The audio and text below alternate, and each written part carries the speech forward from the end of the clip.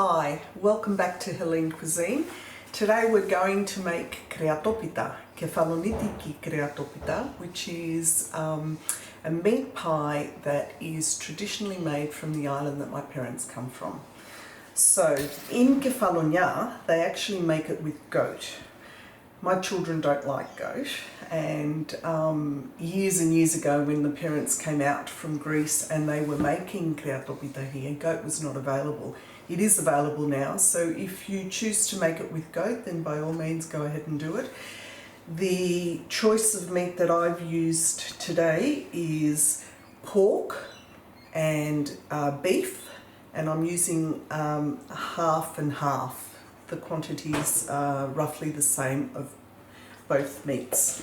So what I've done is I've had my butcher dice them into fairly small pieces, as you can see, and they will actually go raw in the oven, and it takes a few hours for it to cook, so it's quite a delicacy and something probably that you would consider doing on a weekend because it takes so long to cook.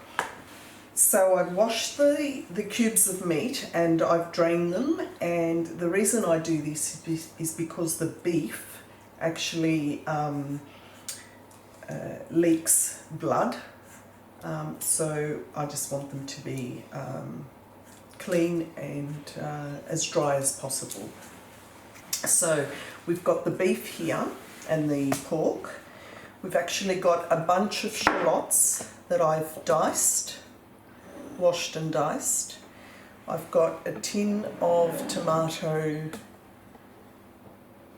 I use tomato pieces, diced tomato pieces, because I like the texture in it. We have some onion and garlic that I've actually grated. We've got some basmati rice, and I've got a mixture of herbs here. Now the herbs that I have here are, we have, this is thyme. I've got them all in my garden, so I use whatever I have in my garden. We've got oregano, fresh oregano, marjoram. This is a very important herb when you're doing Kreatopita. Mazurana, as they call it in Greek. We've got a bit of Greek basil, not too much because they tend to get quite overpowering. And again, not too much of this mint. Again, it tends to be quite overpowering. So a good mixture of those that I've chopped up, ready to put in with the cubes. I've got some good quality olive oil, and I've got some cinnamon and a dash of nutmeg that goes in there. Okay, so what we do is we basically make sure that you've mixed your cube meat together. I add the onions,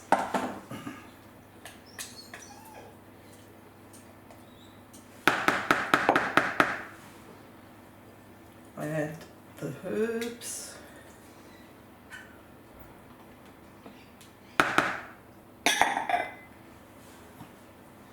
spring onions,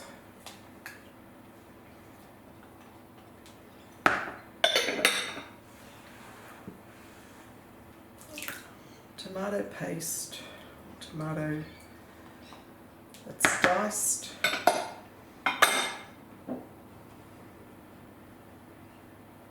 the cinnamon,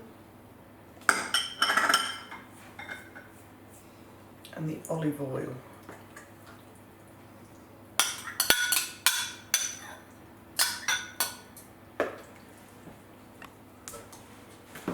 Just mix it all up together. Make sure. So you mix it up all together, give it a good stir, make sure that everything goes everywhere and that your onion has spread right through the mixture. We won't be doing this today, but normally I like to make this a couple of hours before I'm actually going to make the Kreatopita, and I let it marinate in the fridge for a few hours just to infuse all the herbs and give it a depth of flavour. When you do that, you don't add the rice. You do that at the end, but because we're not doing that today, I'm going to add the rice now. Again, give it a good stir.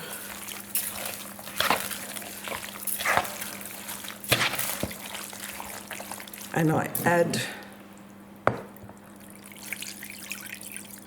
little bit of water as well.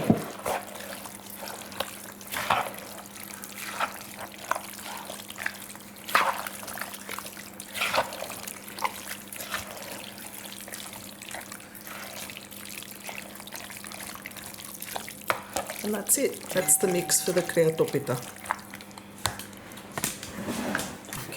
Okay, so we're back. We've done the mix for the Kreatopita and it's sitting on the side there. In another segment, we've actually made some pastry. You can look that up on the channel and see how that's done, but I've actually got it ready made here at the moment. So the amount of pastry that I have is probably enough to make 2 of these pans, or maybe 1.5, one large pan. I've got a larger one as well, but I thought I'd make 2 separate ones today.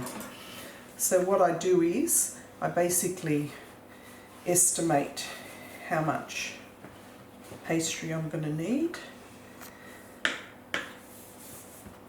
So this is for the smaller one, this is for the larger one. I like to put a bigger quantity at the bottom and a little bit thicker, and a smaller quantity at the top. So we've got this. I'm just going to open it, roll it out with the rolling pin.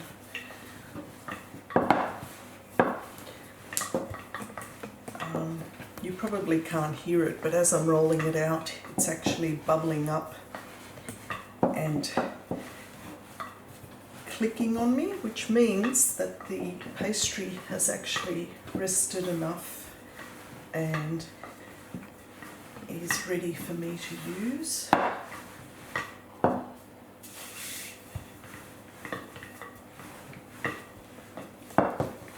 So you just roll it out, and you've got to make sure that it's probably about 5 or 6 centimetres bigger than what the actual pan is.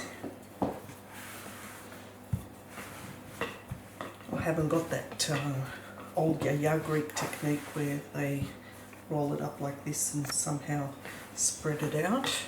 Sorry, I'm just using the old traditional.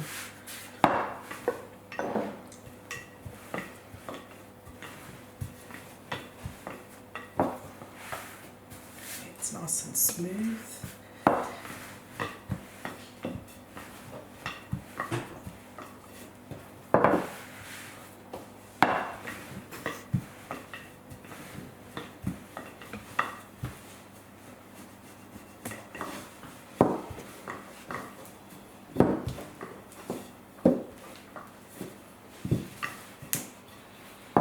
You hear the clicking?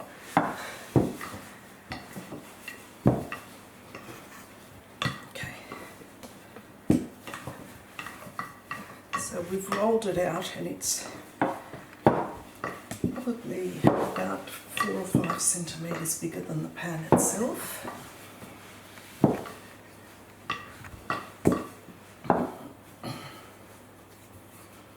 Now I'll just roll it up like this so that I can place it on top of the pan. I've oiled the pan, and I've just made sure that the oil has gone around the sides as well. Okay, and you just drop it in like this. we get our mixture. We've got our mixture here, and we're basically just scooping out the meat and popping it in the pan.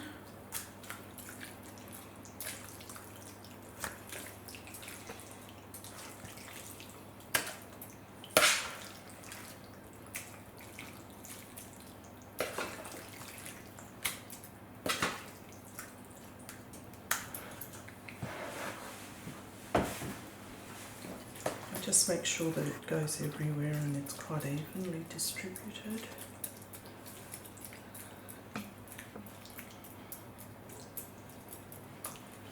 Okay. It smells delicious, doesn't it, Vasily? Okay, basically I just stretch this out and pull it over as such. Try and stretch them out so that they're not very thick. We will put another piece of pastry on top. This just encases the whole thing so that it cooks beautifully.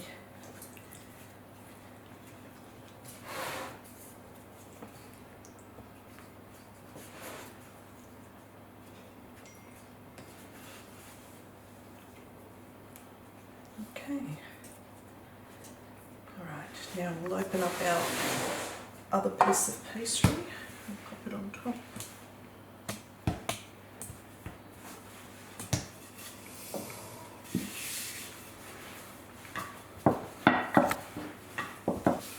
Okay, so I've opened up a second piece of pastry to go on top of the Kreatopita.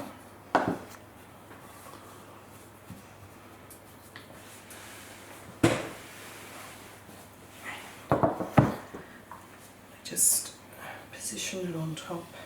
Again, it's going to make it a little bit bigger than what you actually need, because what we're going to do now is carefully, because this is quite delicate, I lift it and fold it under. Lift it and fold it under so that it's tucked in like a parcel.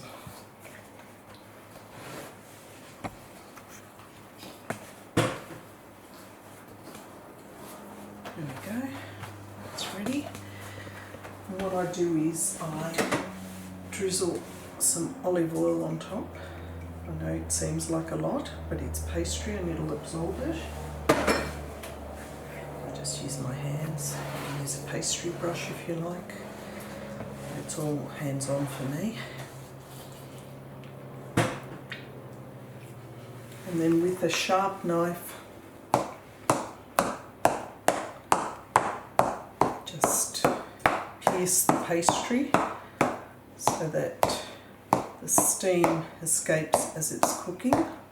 And that's it. Put it in the oven, in 200 degrees oven for approximately an hour and 20 minutes. And then we reduce the oven to about 150 degrees, 160 degrees, depending on the strength of your oven, for another half an hour so that we make sure that the meat on the inside has been cooked. Okay. 200 degrees, and pop it in there. That's right. For an hour and a half.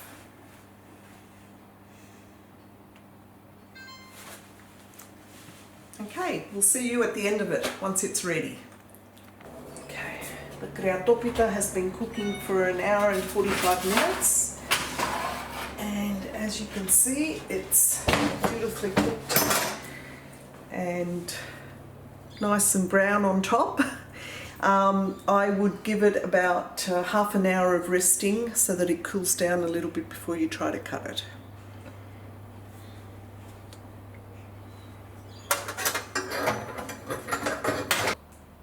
For the Kreatopita, Right, I'm just cutting up a piece for Vasily to try, and he can tell me what he thinks.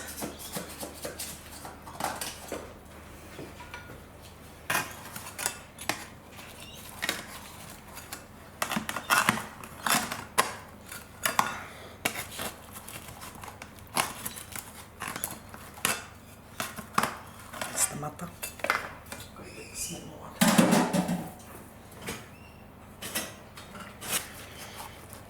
Alright.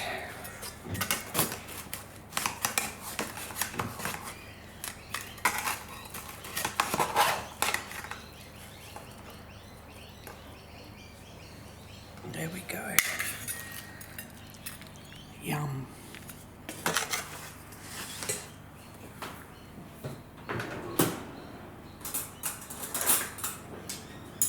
So until next time, please try and make this Kreatopita. It's well worth the effort, and it's a delicious meal, and it'll remind you of Greece, and it's definitely something that you need to try.